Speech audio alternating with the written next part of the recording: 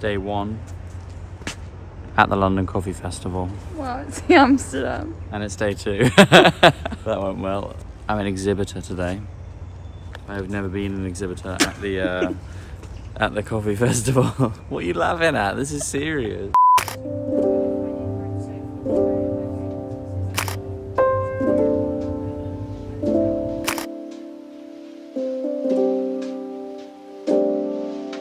This week I'm in Amsterdam and I'm checking out the Amsterdam Coffee Festival for the first time. While I'm very excited to be an exhibitor, I'm more excited to check this city out because it is absolutely beautiful. But as you can see, I already had an issue with some coffee. They've got a machine to have a machine inside of it. Rather than just having a machine, you push a button, it makes it for you. There is a machine inside this machine that moves it from one machine to another machine with a machine. Moving swiftly on, we are heading straight to the Amsterdam Coffee Festival, which is in this huge warehouse on the outskirts of Amsterdam. Massive venue, way bigger than the London Coffee Festival venue, and that was very much appreciated because it wasn't too hot and the vibes were immaculate inside. Look, this guy even had space to throw a frisbee, for goodness sake. Mind you, he is showing off a bit. However, I did ask him for a frisbee and I brought 2 home with me, so I guess I'll let him off. My role for this weekend is to be on the espresso bar. We have 1 filter bar and 1 espresso bar. I'm working with SpiceKix again, and this whole morning was about getting the coffee ready. I was there an hour before it actually opened and we were just dialing it in. Unfortunately, we couldn't get one of the group heads working, so I had to just use one of them, but that wasn't an issue because we had filter as well, and it wasn't like it was a rush to get the orders out. This was all free coffee at the end of the day, so I just made sure the consistency was great and I got stuck straight in to my first day. The lineup for the equipment today is a Mythos Maya 1 for the grinder and a Victoria Black Eagle for the espresso machine. The distribution tool we're using is a Barista Hustle The Comb, and the Mythos has a built-in puck press. All this equipment you may have seen in my last video at the Rotterdam Cafe, because a lot of it was just driven over from Rotterdam. It's like an hour drive, so that was really handy because I was already used to everything and we got stuck straight in making some beautiful coffees.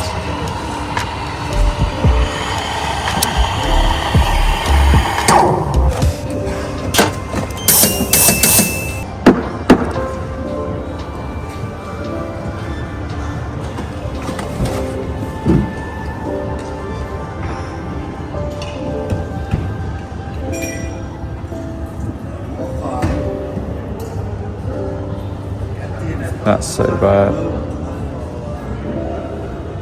I hate it. In hindsight, I was probably being a little bit harsh on myself there, but I always want to get better when it comes to latte art. And this particular design, the Swan, I feel like I can do much better. So any poor performances when it comes to pouring one of those, I feel like is a step backwards. One of the other menu items that we were serving was an iced Spanish latte. This was really popular over the weekend as we were the only ones serving this. So as you can imagine, we had a lot of orders for them. I wasn't always behind the bar, however, and I managed to have a look around the rest of the festival. I saw some familiar faces like Guatemala Coffee, Outpro, and Minor Figures. These guys always rock up at these festivals. Being able to walk around the festival, I was really appreciative of how spacious and light the venue is. Sometimes these festivals feel a little bit cramped. In comparison to some other festivals that I've been at, it was really nice. There was lots of space for people to chat and be super friendly, and I even found a spin the wheel on Yord. I did not manage to win anything, however, which was a shame. I swung by Sage to see if they had anything new coming out, and while they didn't then, I now know that there definitely is something new coming out, but stay tuned for that in a future video.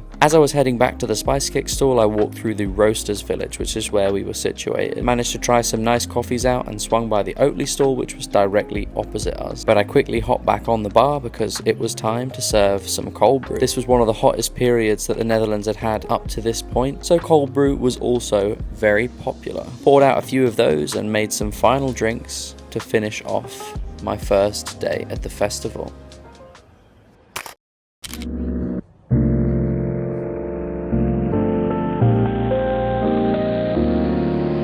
Like I previously said, the Amsterdam Coffee Festival was on the outskirts of Amsterdam. So much so that the quickest way for me to get there was actually take a boat from Amsterdam Central to Amsterdam Noord. The venue's called NDSM Ludes and it's a huge warehouse complex. As I arrived into it for the next day, I realized instantly how it was going to be so much busier. There was a flea market now open on the opposite side, which I was gonna check out later, but for now I had to head in, weave my way through the crowds and start getting dialed in. And when I say weave my way through the crowds, I really mean it. There must have been like 300 people in this queue, and inside it wasn't any better. The place was getting absolutely packed. But I quickly jumped on the bar and started dialing the coffee in. Luckily for me, this was quite a quick process, and I took my jacket off to get ready to make a few orders. As this was a much busier day, we decided to start making half drinks. So instead of making a full latte, we do a single shot latte in a smaller cup. Honestly, this was super necessary to get the orders out in a reasonable time. Not only that, I think the patterns look super cute in these small cups. Look at that little heart. Speaking of patterns, I was really finding my groove. I made a beautiful Rosetta here, and then this double winged swan was absolutely gorgeous. And it was oat milk. On the other side of things, the filter bar was rocking as well. We were selling so much coffee by the end of this day, we had completely sold out. While I absolutely loved being behind the bar, making the coffees, my favorite thing had to be meeting some of you guys. I had posted on some of my channels that I was going to be at this event, and a few of you stopped by, which was really lovely. Thank you so much, guys. If you ever see me at a festival, please come up, say hi, don't hesitate. We can have a coffee, we can have a chat. It always makes my day seeing you, so don't be shy. I'm glad that I had a look around the festival yesterday because I literally could not get to anything. It was taking me too long to have a look around, so instead I went outside to check the flea market out. Now, if you haven't been to a flea market before, it's essentially like a second-hand store, but it's all outside. I think we call this something like a car boot in the UK. It's like an outdoor thrift store if you're US based. Basically a huge outdoor second-hand market, and it was absolutely crazy. While I'm sure if I had enough time I could find a few diamonds in the rough here, I certainly did not. This was absolutely massive, and it was time for me to get back to work inside. No surprises that it was already super busy on the espresso bar when I got back in, but at this point it was almost time to go home. So this is the final push of the festival, the last few hours, and we are running low on filter coffee, espresso coffee, milk, ice, everything, cups as well. It's not looking good, but what is looking good are these designs that I'm still pouring. And something I want to highlight is the team that was working here today, and every day in fact, but today specifically was special. The guys on the filter bar were a couple that visit the cafe regularly, and they drive really far out the way to visit the cafe as well. And they actually were volunteering to work on the filter bar this weekend because they just absolutely love the coffee, so that was wonderful. All the people behind the bar today were super passionate about the coffee that we were pouring, and it just made for an overall great experience. My thoughts on the Amsterdam Coffee Festival after being at the London Coffee Festival for a few years was that venue was much better, it was much more spaced out,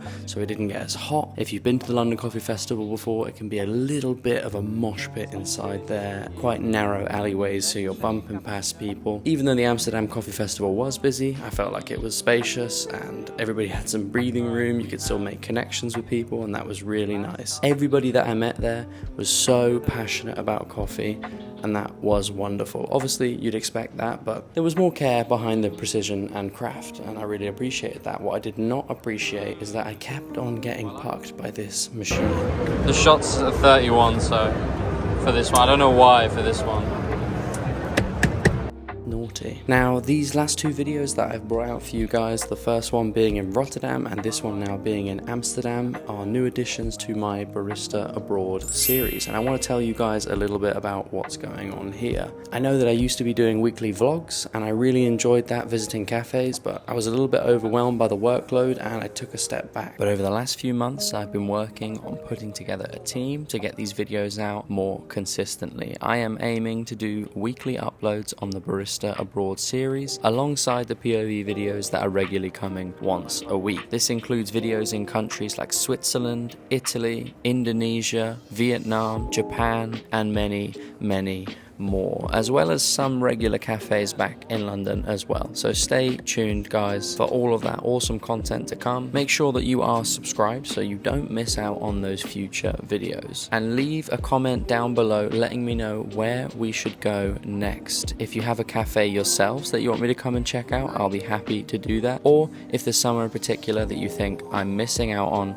let me know so I can find the best coffee possible. We are going to close out the video here by taking a picture with the whole whole team, which was absolutely wonderful to work with, and signing off in front of the venue. But where will we be going next?